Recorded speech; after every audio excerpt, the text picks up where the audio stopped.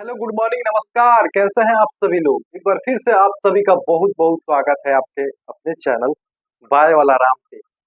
तो भाई, आज हम एक ऐसे टॉपिक के बारे में बात करने वाले हैं जो कि बहुत ही मजेदार और शानदार होने वाला है।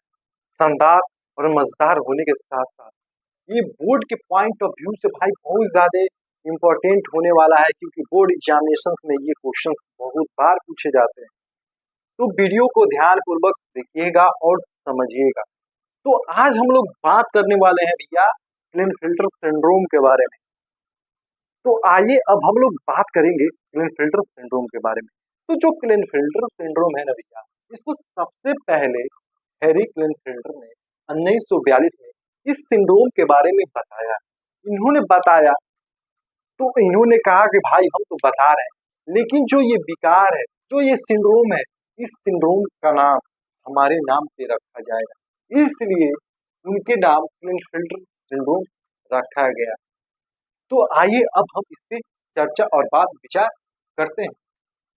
जो क्लिनफिल्टर जो सिंड्रोम है, यह एक जेनेटिक डिसऑर्डर है, जिसे हम लोग क्या बोलते हैं, अनुवांशिक विकार बोलते हैं।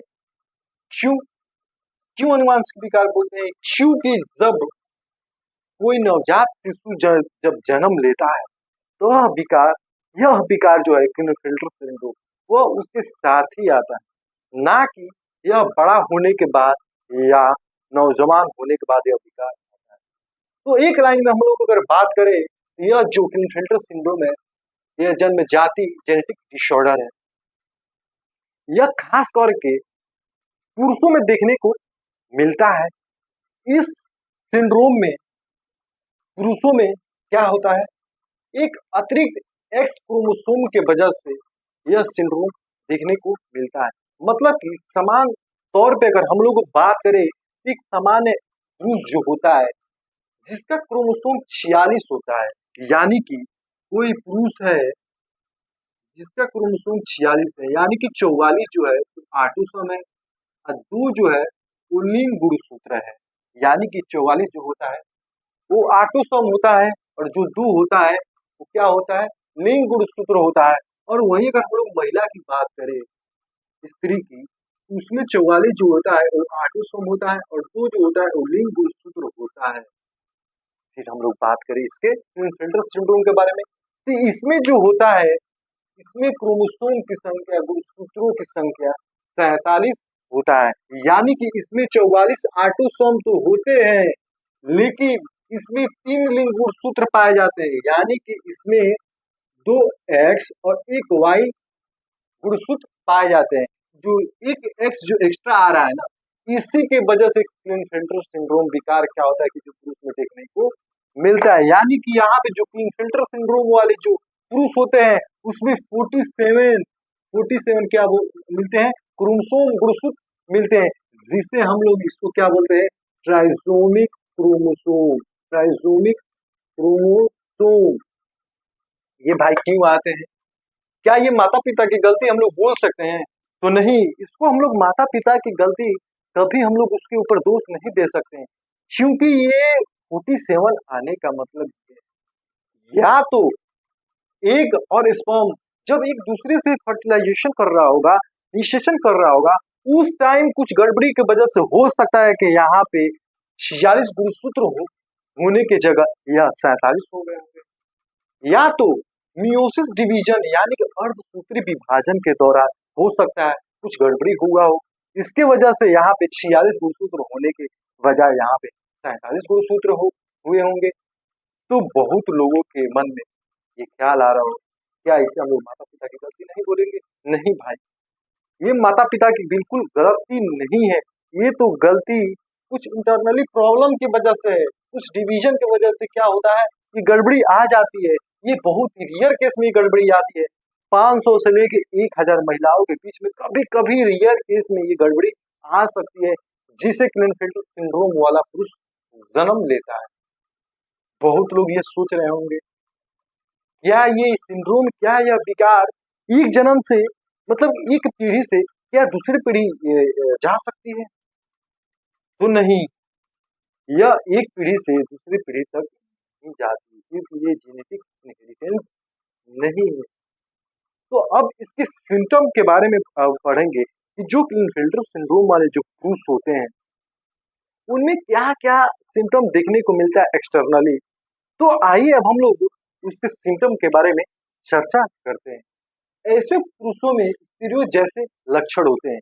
जो क्लिनफेल्टर सिंड्रोम के जो पुरुष होते हैं ना, उन लोग से हम लोग बात करेंगे। उन लोगों के बात और व्यवहार, रहने उठने बैठने कि जो तौर तरीके होंगे ना, वो बिल्कुल जो होते हैं ना, वो स्त्रियों के जैसे होते हैं। अगर आप उनसे बात करेंगे तो ऐसे लगेगा ना जैसे कि हम पुरुषों से नहीं स्त्री से बात कर रहे हैं। दूसरी अगर लक्षण की बात करें तो अंडकोश वृषण छोटे होते हैं। जो उन लोगों का अंडकोश होता है, जिससे हम लोग टेस्टिस बोलते हैं, जिससे हम लोग वृषण बोलते हैं, वो उन लोगों में छोटा होता है। तीसरे अगर लक्षण की बात करें तो शुक्राणु स्पर्म नहीं बनते। शुक्राणु यानी कि स्पर्म नहीं बनते हैं। शुक्राणु अगर स्पर्म नहीं बनेंगे तो क्या करेंगे, वो बच्चा पैदा करने के लिए सक्षम नहीं होंगे, वो बच्चा पैदा नहीं कर सकते हैं। छाती बढ़ सकती है, यानी कि जो क्लिनफिल्टर सिंड्रोम वाले जो पुरुष होते हैं उन लोगों का ब्रेस्ट बढ़ सकता है, ब्रेस्ट फॉर्मेशन हो सकता है, छाती बढ़ सकती है, जिसे हम लोग गायनोकोमेस्टिया बोलते हैं। ये छाती बढ़ सकती है, क्यों बढ़ सकती है? क्योंकि जो क्लिनफिल्टर सिंड्रोम वाले जो पुरुष होते हैं ना, उन लोगों में एस्ट्रोजन हार्मोन्स रिलीज ना होके उन लोगों में एस्ट्रोजन हार्मोन्स जो होता है वो रिलीज होने लगता है, जो कि यह सिम्टम उन लोगों में देखने को मिलता है। आवाज पतली, जो क्लिनफिल्टर सिंड्रोम वाले जो पुरुष होते हैं उन लोगों की आवाज जो होती है बिल्कुल लड़कियों के जैसे पतली हो सकती है।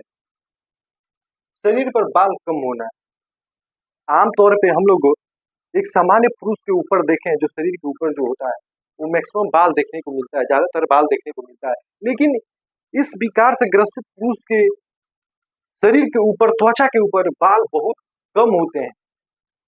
सोचने समझने में कठिनाइयां, जो ऐसे विकार वाले जो ऐसे क्लिनफिल्टर सिंड्रोम वाले जो पुरुष होते हैं ना, उन लोगों की सोचने समझने, उन लोगों की बोला जाए तो आईक्यू लेवल बहुत कम होता है। यह जो क्लिनफिल्टर सिंड्रोम जो है यह विकार है, यह 500 से लेके 1000 के बीच में किसी महिला को ये हो सकता है। ये बहुत ही रेयर केस में होता है, खास तौर के उस महिला में होता है जो कि 40 साल के बाद वो किसी बेबी को कंसीव करती है। उसमें ये रेयर केस में देखने को ज्यादातर मिलता है। तो आपको ये वीडियो कैसा लगा? अगर आपको ये वीडियो अच्छी लगी हो तो वीडियो को लाइक जरूर करें और अपने दोस्तों यारों के पास भाई जरूर भेजें। अगर आप हमारे इस चैनल पर नए हैं तो भाई चैनल को सब्सक्राइब जरूर कर लीजिए, क्योंकि हम हमेशा एक नए टॉपिक को लेके आते हैं और हम आपको बताते हैं। तब तक के लिए थैंक यू। मिलेंगे बहुत जल्द अगले टॉपिक में। जय हिंद, जय भारत।